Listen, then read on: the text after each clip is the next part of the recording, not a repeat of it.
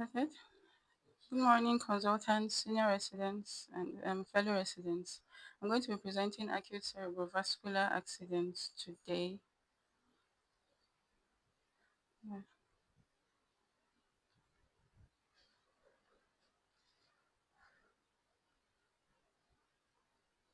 Okay, under the following outline: introduction, epidemiology, classification, risk factors, arterial supply to the brain, pathophysiology, management, rehabilitation, prevention, stroke survivorship, and its implications. Okay, by way of introduction, acute cerebrovascular accident, which is also known as a stroke, is a sudden disruption of blood flow to the brain, which leads to brain damage. According to WHO case definition, it can be defined as rapidly developing clinical signs of focal or global disturbance of cerebral function lasting longer than 24 hours, unless interrupted by death with no apparent cause other than that of vascular origin. Stemming from the new tissue-based definition of transient ischemic attacks, stroke can also be defined as a sudden global or focal neurological deficit resulting from spontaneous hemorrhage or infarction of the central nervous system with objective evidence of infarction irrespective of duration or clinical symptoms. Uh, Cerebrovascular accidents are medical emergencies usually requiring immediate attention, usually affects motor, sensory, speech, sight, or comprehension functions. Stroke is the second leading cause of death globally, said to affect roughly 13.7 million people, with about 5.5 million people dying annually due to stroke. The third most common cause of death in US and Canada, with approximately 750,000 deaths in the USA annually. Annual prevalence in Africa is around 1,231 per 100,000. In Nigeria, it's said to be around 58 per 100,000 cases. Incidence has to increase with rising age, uh, from around zero point 0.5 per 1,000, um, less than 40 years of age, to 10 to 12 per 1,000 at 40 years, and then rising to 70 per 1,000 at 70, greater than 70 years of age. Uh, Incidence is equal in men and women. However, it's said that mortality is greater in women. But 7% of deaths occur out of hospitals, higher incidence and death rates among Blacks, Asians, more than Caucasians. Broadly, stroke can be classified into ischemic and hemorrhagic. Ischemic stroke is more predominant, about 85%.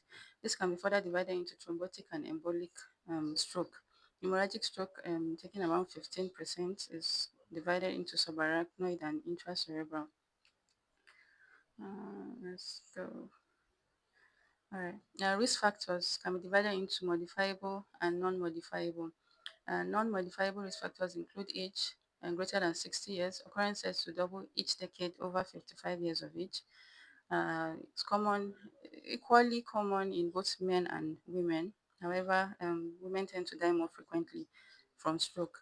Like I said earlier, it's commoner in African Americans, Hispanics, Native Americans, and least common in Caucasians. Previous history of a vascular event, such as a transient ischemic attack or a stroke, predisposes a patient to um, a stroke. High fibrinogen content predisposes to hypercoagulability, leading to increasing the risk factor. Family history as well. Modifiable risk factors include hypertension, hyperlipidemia, hyperglycemia, smoking, obesity, malignancies, heart failure, atrial fibrillation, sickle cell disease, sedentary lifestyle. The circle of Willis is formed from the branches of the internal carotid arteries, the vertebral basilar system, the anterior and posterior communicating arteries. So functionally, the posterior and the anterior and posterior portions remain separate. And in the event whereby there is a defect or a deficiency in in the arterial supply, the arteries of circle of Willis can provide collateral circulation. Okay. Pathophysiology of stroke. Complex mechanisms by which brain damage occurs due to interruption in the blood supply to the brain. This can lead to either ischemic or hemorrhagic events. Uh, Ischemic stroke can be caused by blocked or reduced blood supply. Blocked or reduced blood supply to the brain, which can trigger a cascade of cellular changes like energy failure, excitotoxicity, and inflammation. It can also be caused by thrombosis in major intracranial vessels due to the risk factors leading to atherosclerosis.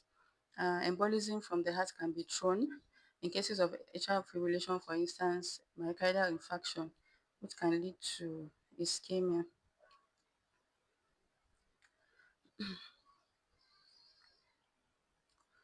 Okay, so cerebral infarction can also be caused by thromboembolic disease in major extracranial vessels like the carotid artery due to um, atherosclerosis. It could also be caused by vascular injuries such as during vascular surgeries and during cannulation or drug administration. Connective tissue diseases, infections like syphilis or tuberculosis, so these are not as common as they used to be. Hypercoagulable states like malignancy and polycythemia. Lacunar infarcts will also be formed in the small perforating arteries of the brain. In hemorrhagic strokes, vessel rupture will lead to bleeding in the brain, which can cause damage both through pressure from the expanding hematoma and the toxic effects of the direct effect of the blood on brain tissue. And symptoms may progress in the first 72 hours as infarction and cerebral edema increase. Okay, so concept of umbra and penumbra. After a vascular injury in the brain, there's usually the umbra, which is the focus where there is tissue damage, and then surrounding the umbra is the penumbra where it's not completely damaged, it's hypoperfused. So the management, the speed essentially, the speed and the type of management will determine if the penumbra can be revived. um, So warning signs of stroke. They are quick. There's a quick method of trying to determine if a patient is suffering from a stroke or not. It's made easy so that even the patients at home can use the acronym to try and determine if they're suffering from a stroke. Be fast, be balanced, loss of balance, headaches or dizziness. Is there any blurry vision that's in the eyes? Uh, is there drooping on one side of the face for FA arms? Is there weakness in the arm or leg? Any speech difficulties? If any of this, if positive, then it will be time to call an ambulance. Okay. Uh, so clinical evaluation. It will depend on the presentation of the patient. If patient presents unconscious, stabilization is very important. Place in the left lateral position, ABC of resuscitation, maintain a patent airway, oxygen to maintain good cerebral saturation, circulation, establish circulation, place on intravenous fluids to maintain cerebral circulation and preserve the penumbra, and correct for glucose, insert urethral catheter, vital signs, regulate blood pressure. It's important not to crash the blood pressure at this point, as this could further damage the penumbra, and regulation of temperature. And pulse rate, volume, blood pressure, um, check for raised jugular venous pressure, carotid growth, heart murmurs, check for unilateral muscle power loss, facial nerve palsy, the upper motor neuron lesion type. Visual, check for visual loss or impairment. Excuse me. Unilateral blindness. In cases of raised intracranial pressure, fundoscopy may reveal features of retinal artery stenosis. Okay. Investigations. CT scan is the gold standard. It differentiates between intracranial bleeds and stroke mimics like tumors. Magnetic resonance imaging is the preferred tool as it gives more in-depth analysis. However, it's not as easily accessible as the CT. Doppler of carotid and vertebral arteries may show stenosis and blood clots. Electrocardiogram will demonstrate atrial and ventricular shadows as sources of embolus, reduced ejection fraction. uh, Blood lipids to show elevated low density lipoproteins. Hypoglycemia may guide the need for parenteral alimentation. Chest x-rays to show enlarged heart, pulmonary congestion. um, a renal function, full blood count, clotting profile to rule out malignancies and hypercoagulability states, genotyping for HBSS to rule out sickle cell disease. Okay, so the goals of imaging in stroke or transient ischemic attack can be categorized into four P's. And so accessing for the parenchyma to access early signs of acute stroke, rule out hemorrhage, pipes to access extracranial circulation in the carotid and vertebral arteries in the neck, perfusion to access cerebral blood volume, cerebral blood flow, and mean transit time.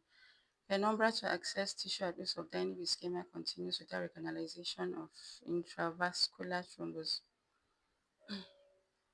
Early supportive care. Though stroke is an emergency, most patients present late to the hospital.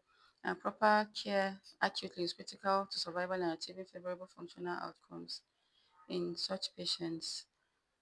Depends on presentation. Most patients with ischemic stroke will present conscious with neurological deficits. As such, circulation should be maintained with correction of sugar, blood sugar, and oxygen. In unconscious patients, which highly suggests hemorrhagic stroke, um, anticoagulants should be avoided. Nasogastric tube is passed for feeding and drainage of gastric contents. Mannitol and dexamethasone to reduce intracranial pressure and inflammation. In cases where brainstem is involved, antipyretics are required, and the patient should be managed in the ICU if ventilation is compromised, as evidenced by reduced oxygen saturation. There might be need for antibiotics. Patients should be kept warm and hydrated, and then comorbidities, if any, should be managed accordingly. Mm, alright, other goals of management. We've already talked about the ABC of resuscitation, prevention of acute complications, careful monitoring of blood pressure, also prevention and management of late complications, and the restoration of function and prevention of reoccurrence. Okay, CT scan showing ischemic and hemorrhagic strokes. Tips for managing ischemic stroke.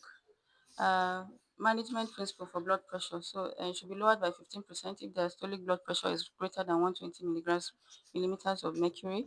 Systolic blood pressure is greater than 220 millimeters of mercury. Early mobilization and rehabilitation is important. Blood glucose should be reduced if greater than 140 milligrams per dl. Thrombolytics if patient presents early in the first 4 hours, might should be administered. Carotid end atherectomy in cases of hemorrhagic stroke. Treat comorbidities, like I said, care of bladder, bowel, skin, and lungs.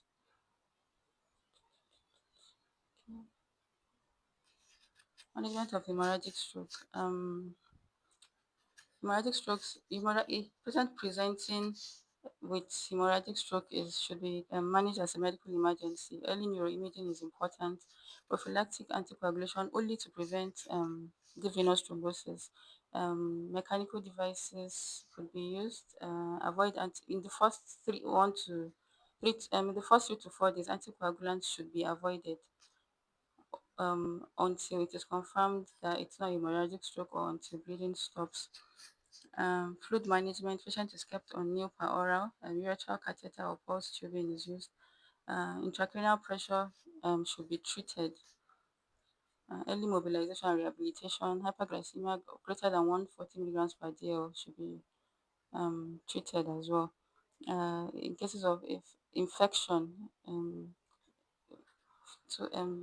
there is fever, in case of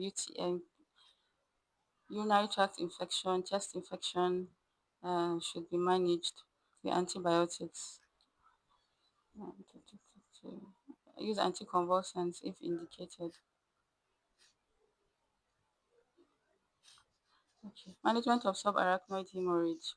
Early CT scan is important. 95% sensitivity within 24 hours. If CT is not available or not convincing, a lumbar puncture should be done. CSF typically will be uniformly bloody xanthochromic. transcranial Doppler, color coded duplex ultrasound could be used. IV fluids, um, calcium antagonists, nimodipine, nicardipine. Antifibrinolytic drugs are contraindicated in this case. ECG and cardiac monitoring, pain relief, sedation should be avoided. In case if patient presents comatose, they should manage as a comatose patient. Okay. So surgery, resuscitative phase, insertion of ventricular drain, urgent evacuation of hematoma, CSF diversion, using external ventricular drainage or lumbar drainage if symptomatic hydrocephalus is present. Definitive modalities of surgery include clipping and endovascular techniques, coiling, rehabilitation. Rehabilitation program of different therapies designed to help patients relearn skills lost after a stroke. So this is after acute management. Methods and length of rehabilitation depend on the parts of the brain affected, severity of stroke, and related complications. Recovery also varies from person to person and depends on physical, emotional, social, and therapeutic factors. Can help patients regain function, movement, speech, strength, daily living skills. Aims to enable patients to regain independence and improve quality of life. Includes physical activities, mobility training, constraint induced therapy, functional electrical stimulation, cognitive and emotional therapy. Prevention of stroke could be primary, for instance, diet, exercise, secondary prevention, for instance, blood pressure control, management of comorbidities, diabetes, lipid management, smoking, cessation, alcohol moderation, weight loss or reduction, um, carotid artery interventions, antiplatelet agents, aspirin, clopidogrel, anticoagulants like dapigatran, levaroxaban, statins, which will help to lower the low density lipoprotein. Stroke survivorship and its implications can range from temporary impairments to permanent disabilities, affecting mobility, communication, and daily living skills. So, recovery may take weeks, months, or even years. Some patients may come out of it with lifelong disabilities, while others may recover completely. Survivors could also experience emotional changes, depression, and altered personalities. Social isolation and financial strain can also have significant consequences, impacting both the survivor and their caregivers. So it could have physical and cognitive effects, and physical impairments like weakness, paralysis, movement, coordination, and balance problems. Sensory changes such as loss of vision, sensation, hearing difficulties, speech and swallowing problems, difficulty speaking, understanding language, and swallowing, fatigue, emotional and behavioral changes. Patients could come out of it depressed, have anxiety issues, be frustrated, angry. It could be personality changes, social and psychological implications, social isolation, relationship and financial strain, grief and acceptance. Accessing family dynamics in stroke patients. And this accesses for patients' functionality using basic activities of daily living. Um, it also accesses for patients' support system, family ABGA, circle, scream, echo map, genogram, accesses for family function or dysfunction. For instance, the family ABGA and circle, healthcare financing, uh, family lifestyle modifications, and family counseling. Family should be counseled with the patient to help manage the disabilities long term. Key considerations for caregivers, education and training. So the caregivers need to be educated about stroke recovery, rehabilitation, and specific needs of their loved ones. Family-centered care, like I said earlier, involves the family in the care process. This could improve outcome and reduce stress all around. Caregivers also need to prioritize self-care to avoid burnout. And there should be clear communication between the survivor, family, and healthcare professionals. Financial planning, addressing potential financial challenges and seeking support from social services is important. In conclusion, about 25% of patients die after an acute stroke. and 25% will recover with minor impairment, 40% will have moderate to severe impairment and require special assistance, 10% recover completely, 15 will experience a second stroke within 5 years. Thank you.